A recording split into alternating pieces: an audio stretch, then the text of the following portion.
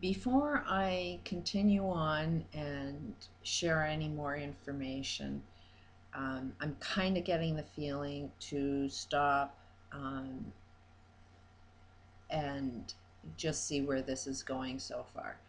I'm only going to share if people want to know the information that I'm sharing. If nobody's interested, then the time is not right to share this information.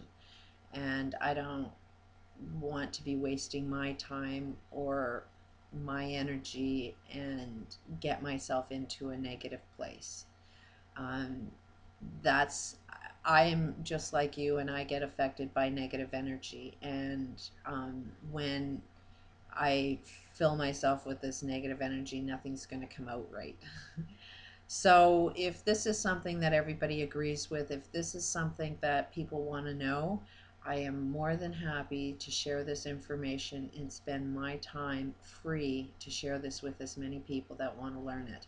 So, bookmark me, rate me, subscribe, kind of gives the driving force to let me know that I'm doing the right thing. I will end this off right now by telling you what worked for me. As soon as I started doing this, my whole reality changed instantly.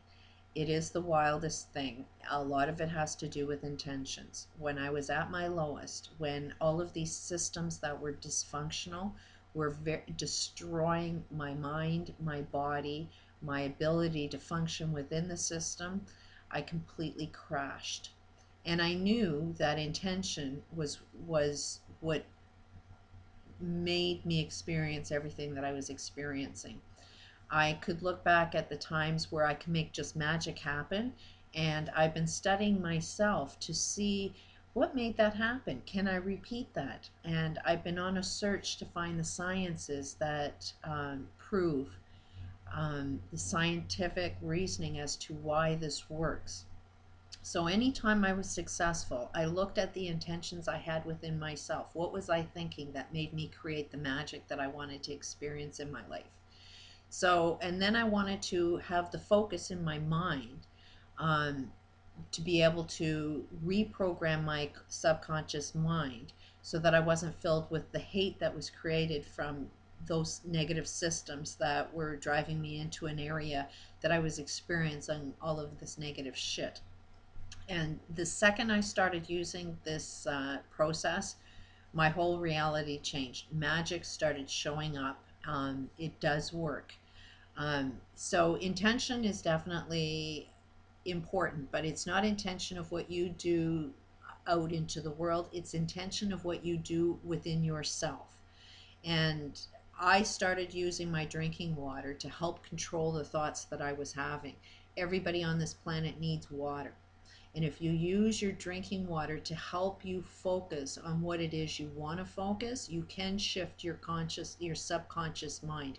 It is a way of branding your own mind to think the way you want to think. It's using the same logic that created this hell, but reversing it into the solution.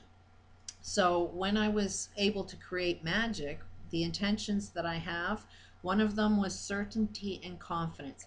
I use just a water bottle and I start writing on them. And what I wrote on one bottle was confidence and certainty. You will never accomplish anything unless you feel confident first. And once you have that chemical inside you that creates confidence and certainty, then you attract it. Also, on all of these bottles, I put no complaints and no excuses. Very important. It's not about ignoring them, it's a matter of facing them, because the problems, the excuses, and things you complain about, while you think it's out there, it's actually coming from you. That is the unknown problem, and you are the solution to your own unknown problem. So, every bottle, put those words, no complaints, no excuses, and pay attention to what you're complaining about. Then there's a process of transforming those complaints into the solution. The second bottle is allowing and accepting, accepting and allowing. You need to sort of sit back and let things happen instead of being in a reactive mode. I've always found that, okay, this appears bad, but this is a good thing. What's good about any of this? And when you can sit back and just accept and allow, then you're able to open up your mind to try and find out what's good about something. And what is good is you are the solution. Again, no complaints and no excuses. Then harmony and alignment. I was in the perfect alignment for all of the hell that was created, but I had the perfect alignment that creates good. So you have to really feel what it feels like to be perfectly aligned with humanity to create the solutions. Once you feel that inside you, then you start noticing other people start aligning up with you. Love and happiness was a huge thing. And most people can kind of understand that. If you're crying, then you can understand that you're not going to attract a happy experience. If you're in fear, you're going to attract other fearful things. So when you know how to create the chemicals, the actual feeling of what it feels like to be love and happiness, you start attracting it. These are intentions. Once you feel this, when you drink this, try and feel what it feels like. Because what the brain is actually doing is creating the chemicals for you to experience. And those chemicals in your body are what attracts the things you want. It's very scientific. A lot of quantum physics involved in this. But you have to change your subconscious mind into creating the chemical experiences.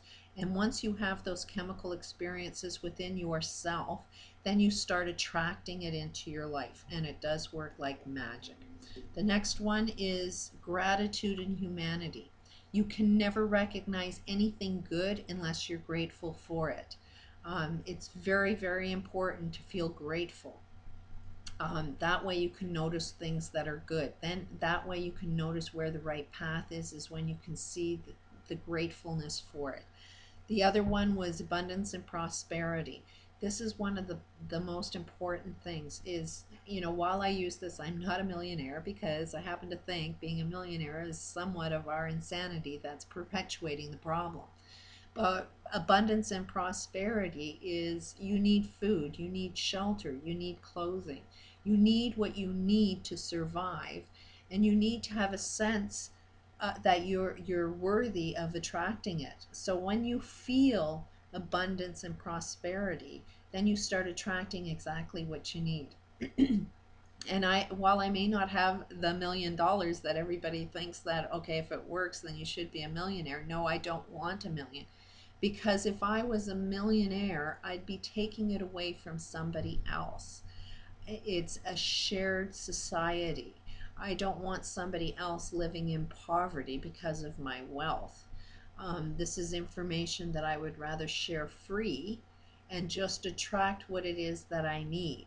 I'd like to have a little more, but when the universe is ready for more, then I'm accepting of more. But all I'm interested right now is what I need. And the universe supplied me with every single thing I needed once I started drinking out of these bottles. You start feeling wealthy while you don't have wealth. And that's exactly why we want that winning lottery ticket is we want to feel wealthy. Everything, all of this stuff, we want to buy stuff to get the feeling that it gives us. But if you have those feelings first, then you attract it like magic. But you have to understand you're connected with all other humans. You have to see your connection that while you're wealthy, you are creating poverty. The idea is do not take away from somebody else. Just take what you need. And we really need to grasp the reality that although the economic systems are going to crash, we are not getting rid of any other food. We are not getting rid of any labor. We are not getting rid of anything. We're only getting rid of the driving forces that make systems work. But love and happiness and sharing with community can be the driving force of all of this. And bottled water actually is a $1 trillion industry.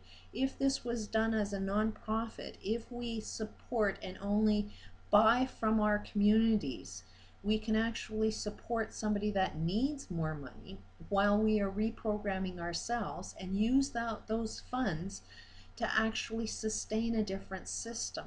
We can use it to put in new technologies that function and support humanity instead of destroying it.